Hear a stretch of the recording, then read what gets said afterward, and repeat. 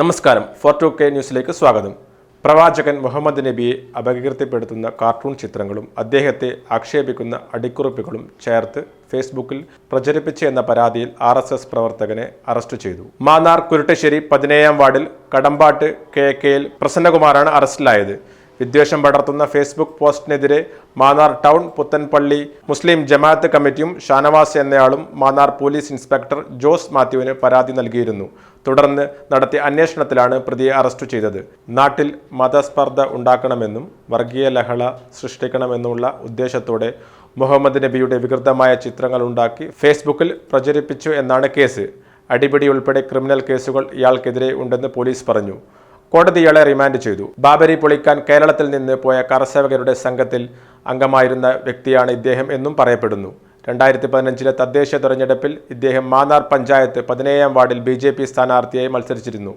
ഇക്കഴിഞ്ഞ ഡിസംബർ 10-നാണ് പ്രസന്നകുമാർ പ്രവാചക നിന്ദ നടത്തി ഫേസ്ബുക്കിൽ കൂടി പോസ്റ്റിട്ടത്. രാജ്യം മുഴുവൻ സംഘപരിവാർ വർഗീയ ഭിന്നപ്പിനുള്ള ശ്രമങ്ങൾ നടത്തുകയാണ്. ഒരു തീപ്പൊരി മതി ഒരു കലാപത്തിന് എന്നതാണ് ഇപ്പോഴത്തെ സാഹചര്യം. ഇതിൽ നിന്ന് വിഭിന്നമായിരുന്നു കേരളത്തിലെ സാഹചര്യം കുറച്ചുനാൾ മുൻപ് വരെയെങ്കിലും.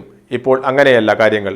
എല്ലാ മതങ്ങളിലെയും തീവ്രവാദികൾ ഈ നാടിന്റെ നിലനിൽപ്പ് തന്നെ അവതാളത്തിലാക്കുന്ന പ്രവർത്തനങ്ങളിലേക്ക് തിരിഞ്ഞിരിക്കുകയാണ്. സമൂഹത്തിൽ ഭിന്നിപ്പും കലാപവും ഉണ്ടാക്കുന്ന തരത്തിലാണ് ഇവരുടെ സോഷ്യൽ മീഡിയ പ്രചരണം. അത്തരത്തിലുള്ള പല ഗ്രൂപ്പുകളും ഫേസ്ബുക്കിലടക്കമുണ്ട്. പാശ്ചാത്യ നുണകളും മറ്റ് മതസ്ഥരെ അവഹേളിക്കുന്ന തരത്തിലുള്ള അവരുടെ വിശ്വാസങ്ങളെ പുച്ഛിക്കുന്ന തരത്തിലുള്ള പോസ്റ്റുകളാണ് പങ്കുവെക്കപ്പെടുന്നത്. ഇക്കഴിഞ്ഞ ദിവസം ശബരിമലയിലുണ്ടായ കാഴ്ച നാം കണ്ടതാണ്. അച്ഛനെ കാണാതെ ഒരു കൊച്ചുകുട്ടി കരയുന്ന ദൃശ്യങ്ങൾ. പോലീസ് എത്തി ആ കുട്ടിയെ ആശ്വസിപ്പിക്കുന്നതും പിന്നീട് കുട്ടി അച്ഛൻ്റെ അടുത്ത് എത്തുന്നതും എല്ലാം നാം കണ്ടതാണ്. പക്ഷേ സംഘപരിവാർ അത് എങ്ങനെയാണ് പ്രചരിപ്പിച്ചത്? കേരളത്തിൽ ഒരു ഹിന്ദു കുട്ടിയെ ആക്രമിക്കുന്നു എന്ന് പറഞ്ഞാണ് അതവർ പ്രചരിപ്പിച്ചത്. പച്ചയായ നുണ ഒരു ഉളുപ്പുമില്ലാതെ പടച്ചുവിടുകയാണ്. കളമശ്ശേരി സ്ഫോടനം നമുക്കറിയാം.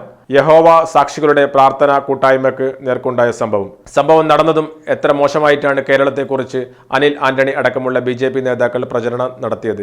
പക്ഷേ മാർട്ടിൻ എന്ന തീവ്രവാദിയെ പിടികൂടിയതിനു ശേഷം എന്തെങ്കിലും ഇവർ പറഞ്ഞോ? ഇല്ല എന്നതാണ് സത്യം.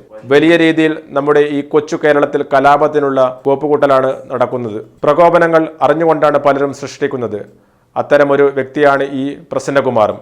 ഇവരെയൊക്കെ അറസ്റ്റ് ചെയ്ത് സ്റ്റേഷനിൽ കൊണ്ടുപോയി ചായയും കടിയും കൊടുത്ത് ജാമ്യത്തിൽ വിടുന്ന പരിപാടി നിർത്തി കർശന വകുപ്പുകൾ ചേർത്ത് ഉള്ളിലിടാതെ ഇത്തരം പ്രചരണങ്ങളും കലാപത്തിനുള്ള നീക്കങ്ങളും അവസാനിക്കില്ല.